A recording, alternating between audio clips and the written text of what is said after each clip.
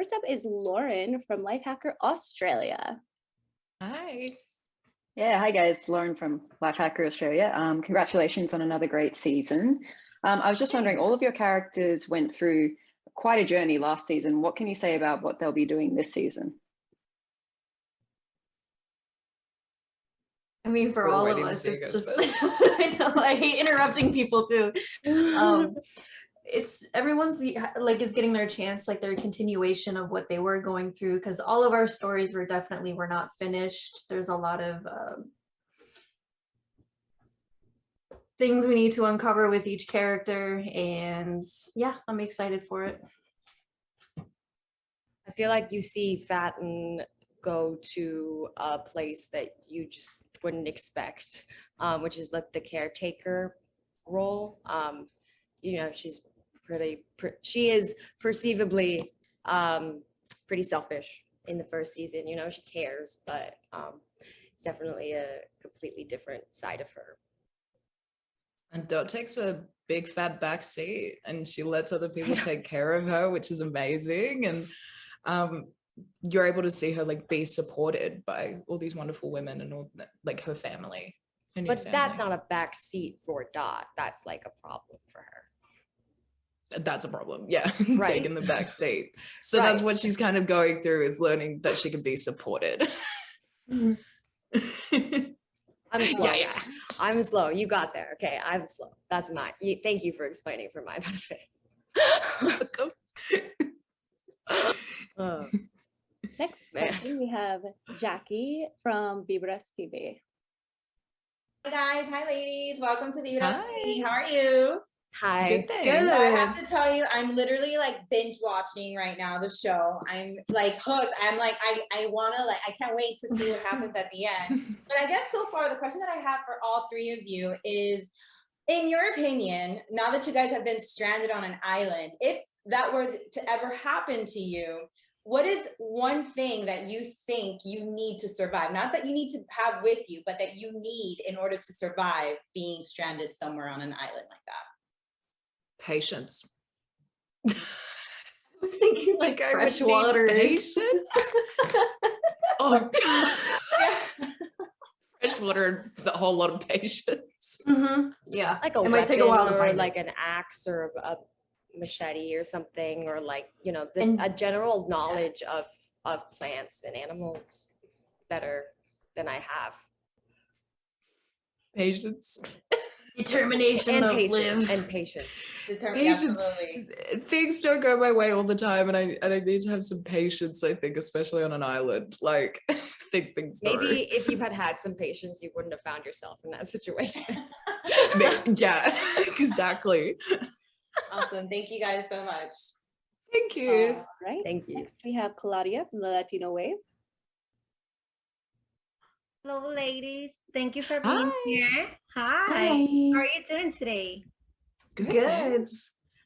So first season was great. Now we're waiting on the second one that's coming up on May 6th.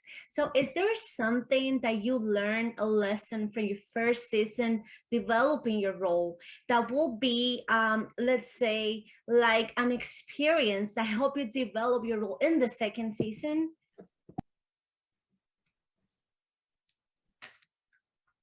Yeah. I think something that Fatten and I differ from is just process, like how we like process through things, you know.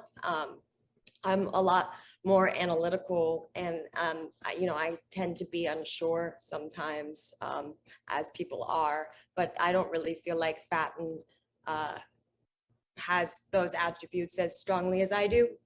So a lot of things that she does are like shifts that she makes, they're like faster than I can conceptualize, you know. And I think I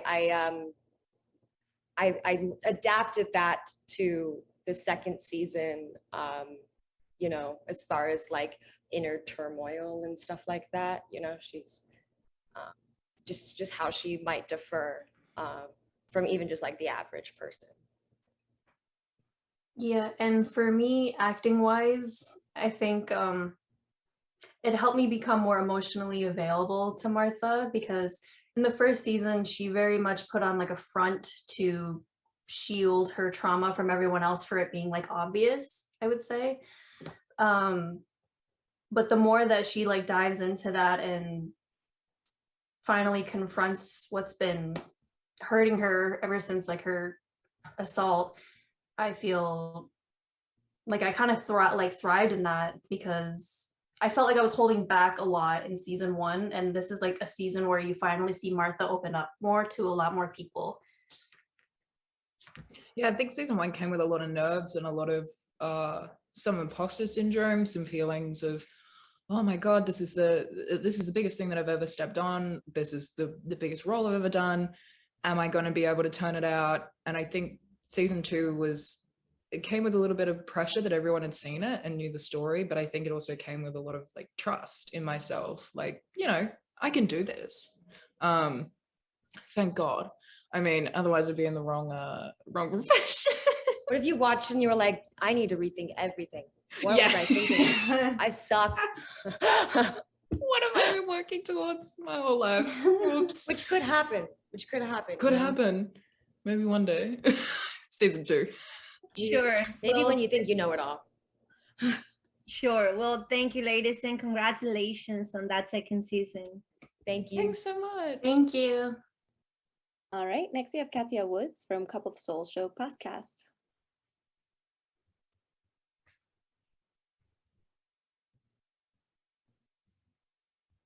Maybe not. We have Jamie from She was unimpressed. Nope, from Sci-Fi Vision. Hi, I'm Jamie Hi. Ribby from Sci-Fi Vision. Thanks for talking to us. So obviously a lot's happened to your characters through their journey, but can you talk about maybe the positive things that they would bring away from the island that they've learned about themselves as the characters? I think Dots is Probably. family. Sorry, Sophia. I think Dots is just like, she's found her family. That was something that I was going to say when she was leaving Earth,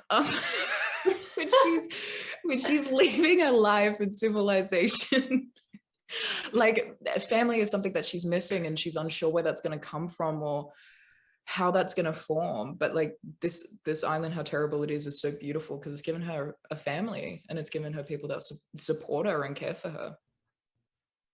Yeah, Jenna? And for Martha, I think is that she finally took her strength back. Like within this terrible situation, she was able to find strength within it, like in herself. And I think it's one of the most beautiful things and one of the best arches you could portray in a character is like starting with a character who is weak, and then they finally find either like inner peace or whatever it was they're looking for. It's like a journey for her, and I thought it was really special. All right, Sophia?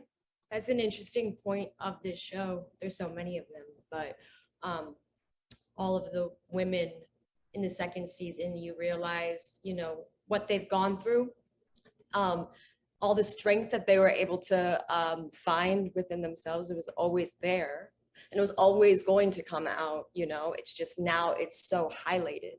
Like for example, I feel like Fatten probably never would have acknowledged her ability to adapt. And because of our society, you know, I think a woman like her is expected to a lot, and it kind of goes unsaid. So having it removed and experiencing it, I think she's actually able to acknowledge, you know, that it's a skill. Okay, great. Thank you so much, all of you. Thank you. Thank you. Thank you. All right. Next we have Gig from Lemon Line. Yeah, Gig Patter with LRM Online. I have a specific question for Sophia here because you go through this transformation from first to second season, and I will admit that I would have bet that a person like Fatten would have died on the island because of her costumes and drinking LaCroix for most of the time. But how refreshing is it that they changed to be your costumes to be more comfortable and away from those huge hoop earrings you had to wear throughout the first season? I love what they were trying to do. You know, how she's sort of just, I'm still gonna go all out, even though it doesn't make any logical sense, because I'm doing it for me and that's how I feel myself. But it was so cumbersome. I could not imagine.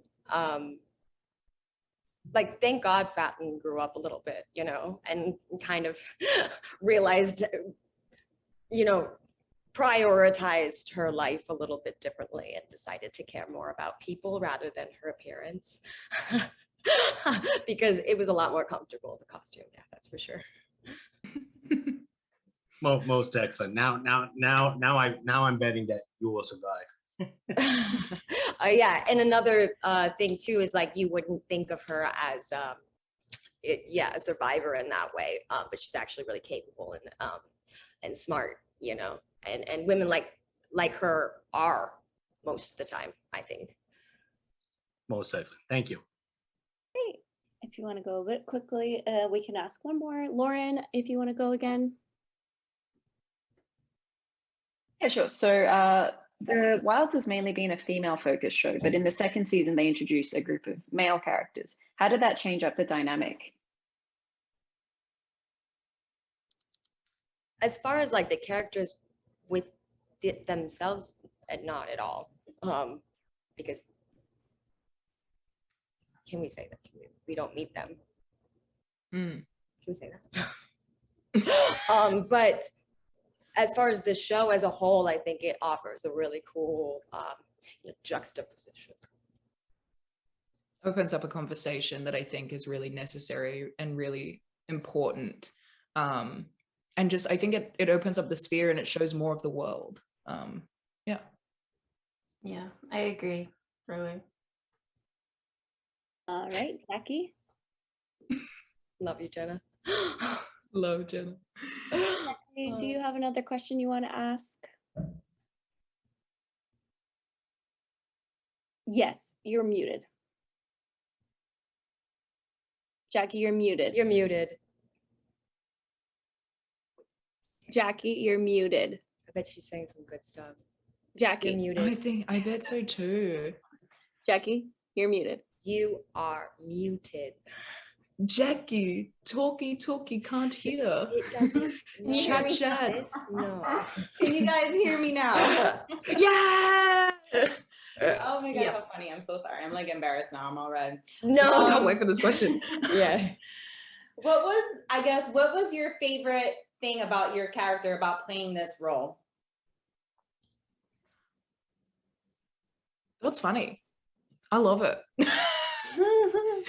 She's so like, she is totally like completely herself, and it is very freeing to kind of live in her space and live in her head and just kind of, I feel like I can take a little bit of my weirdness and chuck it into her in some moments, especially doing stuff with Soph. So yeah, I just love her. She's funny as hell. Similar for Fatten, I think, but like the opposite way. You know, I would probably have categorized myself more like Dot, but now having played Fatten, I feel like I've adapted a lot of feminine aspects to myself that you know, I maybe was embarrassed about before or felt shame towards. Yeah, and I like that Martha kind of has like a new flair to her, like more of like a backbone, if you will. And I think it's really important for her to have that, like with what she's going through and everything. She got oomph. She got moxie. Claudia from Latino Wave, you have another question? Yes, sure. Thank you. Ladies, so now that you have played these roles in the first season and second season, let's say that you as Sophia, as Shannon, as Jenna, you have the opportunity to be on an island by yourself and you have to survive. Do you think that you will be able to survive? And No. if you will be able to survive, what is the one thing that you guys will take with you? If I survived, oh well, my dignity, I would take that with me, because I'd prove the impossible to myself. I'd walk away very proud. I probably want to if we're going by like emotions, my fear of things that are bigger and stronger than me. Yeah, I wouldn't want to leave that behind. Hopefully my adrenaline would kick in, and if I had like a machete, I think I'd survive at least a month. Oh, hell yeah. She's got a month totally planned survive. out. And you know what? After I that, would we'll actually- see. I would thrive. I think I would thrive. No, would we talked figure out about a this. way You would absolutely to thrive. survive, and You'd live there, I you'd would have a thrive. house, you'd serve us tea when we got there for the rescue. You'd be like, I'm fine. I'd be like reaffirmed that I don't need people in my life. Okay. I'm kidding. I'm good kidding. to I need know. my dog. Jack. And your dog? I would bring my dog. Oh my god. That's No, I okay. wouldn't. I wouldn't bring him. I could not see him in that scenario. I would be heartbroken. No. Mm-mm. He would be so scared. Poor guy. Great. Thank you, ladies. Thank you. Thank you. Thank you. Thank you. Jamie from Cypher Vision. How does it feel different coming back in season 2, knowing that you already have a fan base? Does that add pressure, or is it all good things? How do you feel about that? Let's do Sophia, then Shannon, then Jenna. I haven't really thought about that, but I would say, yeah, it definitely adds pressure. You don't want to disappoint them, you know? Yeah. I don't know how I think a little pressure is good. Fair enough. Yeah, I definitely think there was kind of like an expectation that I kind of put on myself to make sure that people had seen it now, and now moving forward to shooting future seasons, knowing that people now know about our characters and they have an attachment to that. It is kind of scary to walk in and create a whole new story, and you're like, oh, I hope that, you know, everyone kind of accepts this second part of the tale. Yeah, I definitely feel the pressure too. But honestly, with that, it's just like another group of support that wasn't there originally because they didn't know each and every one of us yet. And then the fact that there's more people coming on, it's like the show is still going to progress with that. It's pressure, but it's just so much more support in my eyes, really. And the boys Love. being added alleviates so much of the pressure.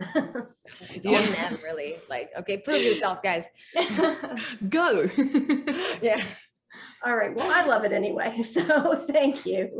Thank you. Megan, do you have a question? Yeah, my question is, what for all three of you? What are you guys hoping the fans get from this season?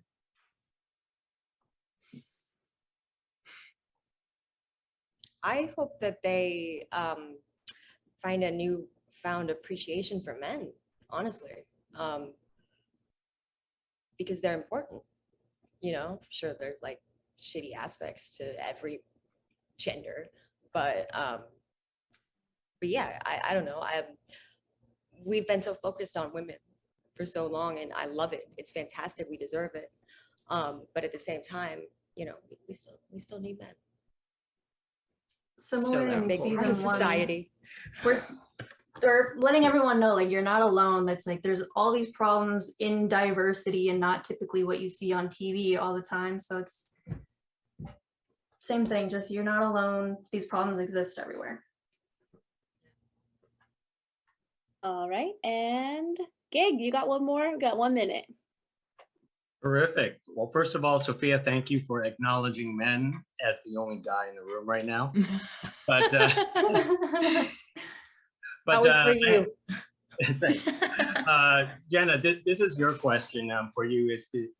As a character who who doesn't eat meat during the first season, and I'm not trying to reveal anything in the second season, but you know, I personally can't kill anything on myself, especially, you know, not even spiders. So I could definitely not survive on an island or Australia. How is this relatable to you, or can you do it?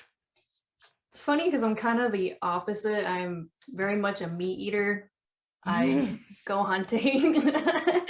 But no, for me to play Martha and incorporate that into her was kind of easy for me, but I did have to grasp the fact that the meaning of what's behind that and like how that's going against her morals and her standards, like as her being her. But she's finally realizing like she has to make important changes in her life to overcome not only the island but just her mental health, really.